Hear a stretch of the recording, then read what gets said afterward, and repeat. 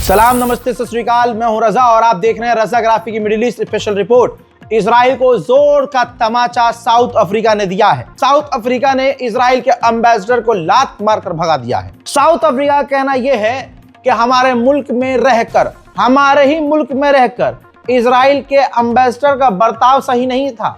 हमारे ही मुल्क में रहकर हमारे ही खिलाफ काम कर रहा था और हमारे खिलाफ रणनीतियां और बयानबाजियां दे रहा था, जिसके बाद हमने इजराइल के एम्बेसडर को अपने मुल्क से भगा दिया है। उधर इजराइल ने जो वो करता है वो किया है, गाजा के ऊपर फिर से बमबारी की है।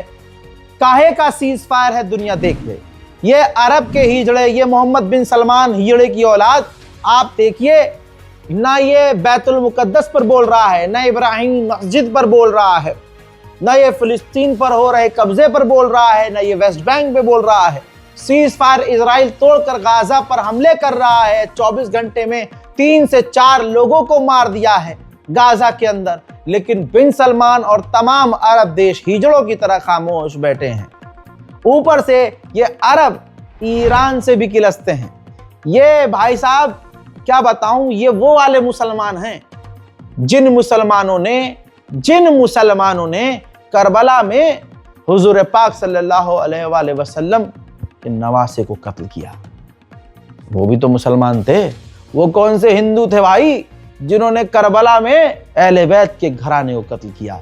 उनकी भी तो नस्ल चल रही है, उन कातिलों की। तो आज का ये दौर है कि आज देखो कि अहले बैत की तरफ कौन है, और देखो सफेद लिबादा पहनकर नवासे रसूल के कातिलों का खानदान कौन है। देखो कि आज नबी के शहर में शराब आम कौन करना चाहता है। देखो कि आज अय्याशी के अड्डे नबी के शहर को कौन बना रहा है। आज देखो उस जमाने में नाम निहाद वो यजीद जो चाहता था कि इस्लाम में मेरे हिसाब से अमित शाह की तरह मैं अपने हिसाब से फेरबदल कर लूं कि मस्जिद भी उसी मोहल्ले में हो और शराब खाने भी उसी जगह पर हो। ऐसे बहुत सारे तथाकथित मुसलमान इतिहास में, इस्लाम की तारीख में गुजरे हैं। आप उलमाए दीन से पूछिएगा, अबा कबा अम्मामा पहनने वाले जो मुसलमान दिखते थे, कंधे पर बंदर रखकर मस्जिद में बंदर लेके जाया करते थे। अरे शराब के नशे में किसी फलाने ने पूरी जमात पढ़ाई थी, नमाज पढ़ाई थी, क्योंकि वो पैसे वाला था, बादशाह के अंडर था, या यूं कहिए बादशाह भी था। तो आज उनकी नस्ल चल रही है, तो वो अपने बाप दादाओं की तरह कर रहे हैं। फिलिस्तीन भूल गए, बैतुल मुकद्दस भूल गए, मस्जिद अल-अक्सा भूल गए, मस्जिद नबवी भूल गए। आज मक्का मदीना के अंदर शराब पहुंच रही है, आज वहां बैली डांस हो रहा है, आज वहां सब कुछ हो रहा है। यही सऊदी अरब दुनिया का सबसे नंगा डांस शो, सारे गंदे अय्याशी वाले शो यही सऊदी अरब के अंदर हो रहे हैं। मेरा सच बोलना ही लोगों को बर्दाश्त नहीं है, लेकिन कोई बात नहीं, एक दिन आएगा, कयामत करीब है। जो ये कर रहे हैं वो दुनिया देखेगी और नंगे होगे, तुम सब नंगे होगे। जो आज जबरदस्ती ईरान से नफरत सिर्फ इसलिए है लोगों को, वो शिया है भाई। और हमारे यहाँ तो बचपन से सिखाया गया है, हमारी माओ ने सिखाया है शिया से नफरत करो, ये तो गंदे होते हैं। तभी तो आज मुसलमान टुकड़े में बटा हुआ है और कोई भी उठकर मुसलमान को पीट के चला जाता है। हिंदुस्तान के मुसलमानों का हाल देख लो, हमारी खुद की गलतियों की वजह से सारी चीजें दुनिया को दिख रही है। इजराइल की ताकत नहीं कि फिलिस्तीनियों से लड़ सके, तो उसने फिलिस्तीनी ग्रुप बनाए अलग अलग, उनको हथियार दिए, जो कि फिलिस्तीनी अब मिलिशियाज ग्रुप हैं। अब उन्होंने क्या किया, हमास के एक लीडर को किडनैप किया और फिर वीडियो ये जारी की जिसमें वो हमास को धमकी दे रहे हैं, इजराइल का काम खुद कर रहे हैं और कह रहे हैं कि हमास हथियार डाल दे, वरना हम तमाम हमास को ढूंढ ढूंढ कर इसी तरह से कत्ल करेंगे। सोचिए, ये जो आज अमेरिका का पेशाब पी रहा है मोहम्मद बिन सलमान, हजरात याद रखिएगा, अमेरिका और इजराइल किसी के सगे नहीं है। कल इनके भी चूतड़ों पे लठ पड़ेंगे। ये मेरी बात लिख लो, कल मैं इस दुनिया में हूं ना हूं। याद रखना कि एक था यूट्यूबर मोहम्मद रजा जो बोल के गया, आज हम अपनी आंखों से देख रहे हैं, इंशाल्लाह देखेंगे आप। दोस्तों, अब अमेरिका के सेनेटर ने मोहम्मद बिन सलमान की सरकार को धमकाया है और कहा है कि अगर तुमने इजराइल के साथ नॉर्मलाइजेशन नहीं किया तो अमेरिका और सऊदी अरब के रिश्ते पर, दोस्ती पर हमें एक बार फिर से सोचना पड़ेगा। ट्रंप से पहले अमेरिका का राष्ट्रपति बाइडेन था, जंग तब भी चल रही थी, नरसंहार फिलिस्तीनियों का गाजा में तब भी हो रहा था।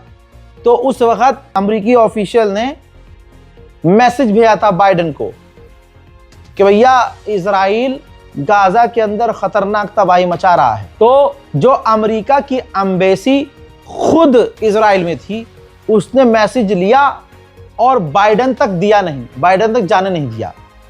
तो यानी सरकार किसी की भी हो, चाहे बाइडेन की हो चाहे ट्रंप की हो, अमेरिका की नीति सिर्फ ईरान समझता है और ईरान बार बार कह चुका है कि इनकी नीति सिर्फ एक है, इस्लाम को मिटाना है, फिलिस्तीन, ईरान और जो भी इनके साथ नहीं है उनको खत्म करना है। ये किसी के सगे नहीं है। उधर नेदरलैंड का ये वीडियो देखिए। नेदरलैंड की पुलिस नेदरलैंड के ही नागरिकों को सिर्फ इसलिए कुत्ते की तरह पीट रही है क्योंकि वो फिलिस्तीन के समर्थन में रैली निकाल रहे हैं। जो शांति दूत बने हुए हैं, जो ईरान के प्रदर्शन पर भौंक रहे थे, आज उनकी खुद की तस्वीर देखिए। अमेरिका के मिनेसोटा का हाल आपने देखा, अब ये आप देखिए पूरी दुनिया में देखिए, जहां जहां अमेरिका के समर्थन में सरकारें हैं और जो बहुत ह्यूमन राइट पर बोलते हैं, प्रदर्शन के अधिकार पर बात कर रहे हैं, खुद क्या कर रहे हैं तस्वीर आपके सामने है। एक ऑर्गेनाइजेशन है डॉक्टर का, डॉक्टर्स विदाउट बॉर्डर्स। तो डॉक्टर विदाउट बॉर्डर्स ऑर्गेनाइजेशन से इजराइल बात करके लिस्ट मांग रहा था कि आपके संगठन में गाजा के अंदर के कौन कौन से डॉक्टर जुड़े हुए हैं, आप हमें उसकी लिस्ट दे दीजिए ताकि ये चुन चुन के कत्ल कर दे, सुअर की झांट। ऐसे में उस संगठन ने, डॉक्टर्स विदाउट बॉर्डर ने दिमाग चलाया और लिस्ट देने से इजराइल को मना कर दिया। इजिप्ट के राष्ट्रपति सीसी ने डोनाल्ड ट्रंप का मुंह में पेशाब लेकर कहा कि अगर डोनाल्ड ट्रंप ना होता तो गाजा की जंग खत्म न होती। अब इस पड़ोस की पैदाइश गंदी नस्ल से पूछे, जंग कहां बंद हो गई, गजा कहां आबाद हो गया, क्या गाजा के बच्चों को खाना मिल रहा है, क्या तू मदद भेज पा रहा है, फिलिस्तीन में आज़ादी नजर आ रही है, वेस्ट बैंक में तबाही क्या बंद हो गई है, सेटलर्स के हमले क्या बंद हो गए हैं। हजरात, कयामत का दौर है। हजारों किलोमीटर दूर बैठे इस दो कौड़ी के एक पत्रकार, शायद जिसको सारी दुनिया नहीं सुनती, उसको भी ये समझ में आ रहा है कि वहां हो क्या रहा है। लेकिन इजिप्ट का राष्ट्रपति ट्रंप का पेशाब पीने में कितना आगे है, आप ये देख लीजिए। हर कोई ईरान नहीं हो सकता। अमेरिका ने इजराइल को अपनी नाजायज औलाद को $6.5 बिलियन के हथियार एक बार फिर से अप्रूव कर दिए हैं। हजरात मोहतरम, संडे यानी कल के दिन राफा क्रॉसिंग बॉर्डर खुलने की संभावना है। वहीं न्यूजीलैंड ने अमेरिका को झटका देते हुए ऐलान कर दिया है कि डोनाल्ड ट्रंप के बोर्ड ऑफ पीस में हम शामिल नहीं होंगे। उधर पाकिस्तान ने भी एक तमाचा अमेरिका के और इजराइल के मुंह पर जड़ते हुए कह दिया है कि बोर्ड ऑफ पीस में शामिल होने का मतलब ये थोड़ा ही है कि हम अब्राहम अकॉर्ड में इजराइल से नॉर्मलाइजेशन वाली डील में शामिल हो गए। हजरात, यूरोपीय यूनियन चाहे जैसा भी हो, लेकिन यही यूरोपीय यूनियन पहली बार आगे आया है और जहां तमाम सारे अरब खामोश हैं, यूरोपीय यूनियन ने इजराइल से कहा है आलोचना करते हुए कि आपके सेटलर्स, आपकी फौज फिलिस्तीन के वेस्ट बैंक पे हमला कर रही है, लोगों पर जुल्म कर रही है और आप उन्हें रोक नहीं रहे हैं, लिहाजा उन्हें रोको। सोचिए, जहां जो सुअर मोहम्मद बिन सलमान है, नाम में इसका जबरदस्ती का मोहम्मद है, ये बस इसका नाम सलमान होना चाहिए, बिन सलमान। इसका नाम सलमान भी नहीं होना चाहिए, इसलिए मैं सुअर कहता हूं, अरब का सुअर। याद रखिएगा, अरब का सुअर यानी मोहम्मद बिन सलमान। तो ये अरब का जो सुअर है और इसके जो साथी हैं और भी, मैं कितने दिनों से कह रहा हूं कि ये क्यों नहीं बोल रहे हैं, इनको वेस्ट बैंक नजर नहीं आ रहा है। तो सोचिए, तमाम मुस्लिम देश जिस मुद्दे पर खामोश रहे, उस मुद्दे पर यूरोपीय यूनियन बोला। ये मंजर दिख नहीं रहा, ये देखिए, यूरोपीय यूनियन के बोलने से तब भी कुछ नहीं होगा। पूरी दुनिया जब तक एक साथ नहीं बोलेगी कुछ नहीं होगा।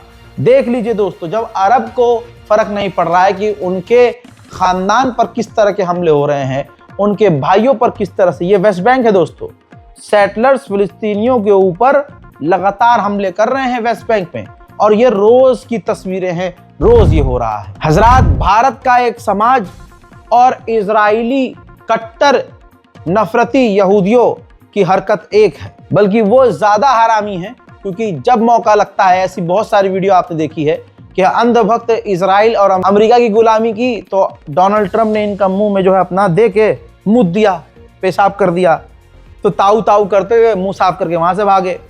ठीक, अब जब भी ये किसी को देखते हैं, भारत का एक खास समुदाय जब भी किसी नेता को मुसलमानों के खिलाफ देखता है तो उसके अंदर उसे अपना बाप नजर आता है कि यार नफरत है, यार क्या नफरत है मुसलमानों से, इसकी नस्ल से हैं हम, क्या इजरायली ही यदुवंशी हैं, ऐसे झाट कुल्लों को आपने जरूर सुना होगा। अब वो भी मंजर आपने देखा कि अंधभक्त इजराइल से इंप्रेस होके, इजरायली धर्मगुरुओं से इंप्रेस होके सजदे में जा रहा था, दूसरे इजरायली धर्मगुरु ने चूतड़ पर लात मार कर भगा दिया उसे। ये है भारत का एक खास समुदाय। भारत के अंदर ईसाई जो लोग हैं उनको सबक दिया जा चुका है। ईसाई पहले बड़ा खुश थे कि यार सिर्फ मुल्लों पर, अभी 4-5 साल पहले, कि यार मुसलमानों को मार रहे हैं, पीट रहे हैं, ईसाई तो सेफ हैं, चुप रहे। फिर अब उनका नंबर लग गया। अब जब यहाँ ये चीज हो रही है तो दुनिया देख रही है कि यार ये तो इजराइल भी करता है।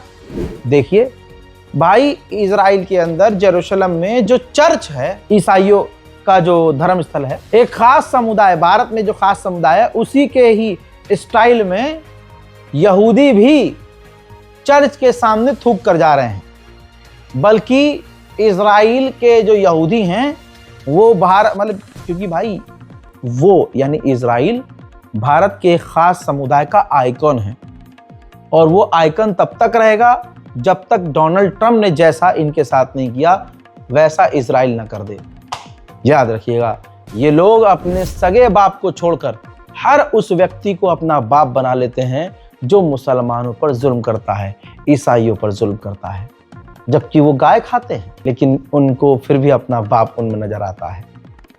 तवज्जो है, इनकी औकात कुछ नहीं है। गली में अगर कूड़ा पड़ा है ना, तो कूड़ा भी इनसे साफ सुथरा नजर आएगा। ये इतने गंदे और गलीज होते हैं। दोस्तों, अब आप सोचिए, तस्वीर आपने देख ली, ईसाई धर्मस्थल के आगे यहूदी थूक के जा रहे हैं। ये तो कुछ भी नहीं, यहूदी ईसाइयों के मुंह पर थूकते रहते हैं। ऐसे वीडियोस बार बार वायरल होते हैं। हुतीज ने बड़ा ऑपरेशन किया है सनआ, यमन की जो राजधानी है, वहां पर यूएन के दफ्तर पर रेड करी, और यूएन के ऑफिशियल्स के पास जो रेडियो सिस्टम थे, जो डिवाइसेस थे, हियरिंग सिस्टम थे, वो भाई जब्त कर लिए हैं।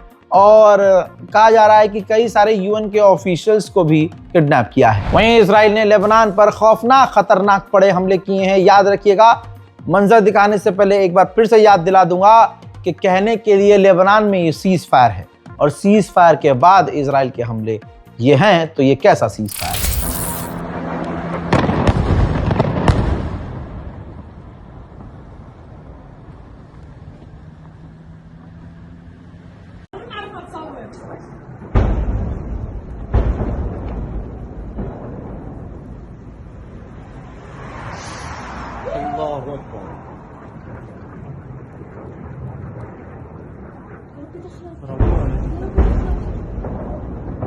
رموها لتبنى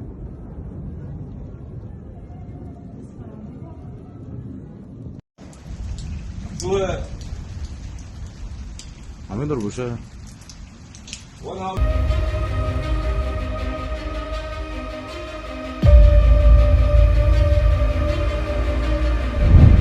एक तरफ कुत्ते की तरह लेबनान पिट रहा है, और उधर अमेरिका का पसंदीदा आदमी जो राष्ट्रपति बनाया गया लेबनान का, उसने अब कहा है कि हमारा एक मकसद है कि इजराइल से अपनी ज़मीन वापस लेना, और इसके लिए हम यूरोप से बात कर रहे हैं। यूरोप एक बार छींक देगा ट्रंप तो यूरोप हगना शुरू कर देगा। अरे तुम्हें बात करनी है तो ट्रंप से बात करो डायरेक्ट, हिजबुल्लाह को छूट दो, अपने लोगों से कहो कि सेना में शामिल हो और लड़ो इजराइल के खिलाफ। लेकिन हो ये रहा है कि यही दोगला आदमी जो लेबनान का राष्ट्रपति है, हिजबुल्लाह से हथियार छीन रहा है, अपने लोगों के बीच में अमेरिका और इजराइल की तारीफ कर रहा है? तो फिर मुझे अब फिर सामने से इजराइल इनको पीट भी रहा है। यह औकात है। पूरी दुनिया के लिए खतरा है अमेरिका इजराइल। आपको याद है ना वेनेजुएला में क्या किया अमेरिका ने? ऐसे ही क्यूबा, मैक्सिको, कनाडा सब अमेरिका से खौफ में है।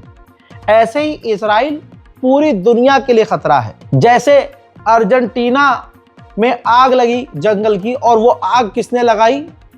इजरायली आईडीएफ ने, जो कि भाई साहब इतनी फैल गई कि अभी तक धुआं निकल रहा है। और भी आसपास के देशों में ऐसी ही घटना देखने को सामने आई। अब खबर यह है कि सीरिया के अंदर हवाई जहाज से इजराइल कोई संदिग्ध केमिकल गिरा रहा है, जिससे सीरिया की जमीन बंजर हो और खेती बाड़ी ना हो सके, और इजराइल कहीं ना कहीं इस पूरे इलाके पर कब्जा करे। अब जो लोग इजराइल के समर्थक हैं, याद रखना कल तुम्हारे भी चूतड़ों पर क्रांति इजराइल लिखेगा।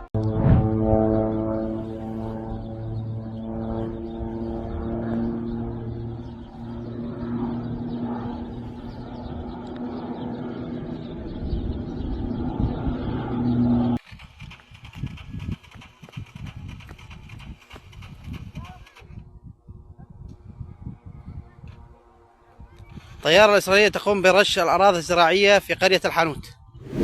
कुर्दिश लड़ाकों से एक लंबे समय के बाद एसडीएफ से ये जो जोलानी की फौज है सीज फायर कर लिया है, एग्रीमेंट कर लिया है, जिसको अमेरिका ने सपोर्ट किया है। हजरात, मिडिल ईस्ट स्पेशल रिपोर्ट में फिलहाल के लिए इतना ही।